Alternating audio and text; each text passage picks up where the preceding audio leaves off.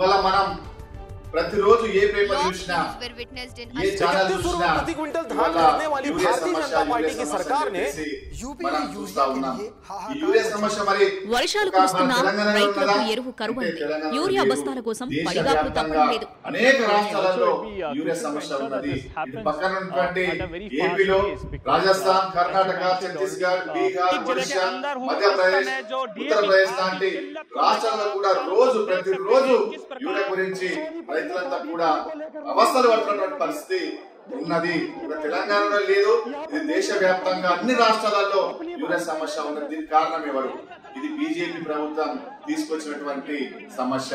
BJP ప్రభుత్వం గత సంవత్సరం ఏదైతే యూరియా మనం దిగుమతి చేసుకున్నామో దానికంటే ఈ సంవత్సరం తక్కువ చేసుకోవడం వల్ల ఈ సమస్య వచ్చింది.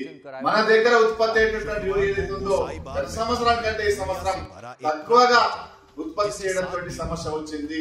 ఇది కేవలం బీజేపీ ప్రభుత్వం వల్లే ఈ సమస్య వచ్చింది. ఇది ఒక తెలంగాణలో లేదు, మొత్తం దేశవ్యాప్తంగా అన్ని రాష్ట్రాలలో యూరియాకి సంబంధించినటువంటి విషయంలో రైతులంతా కూడా ప్రతిరోజు ఇబ్బంది పడుతున్నటువంటి పరిస్థితి దేశవ్యాప్తంగా ఉన్నది.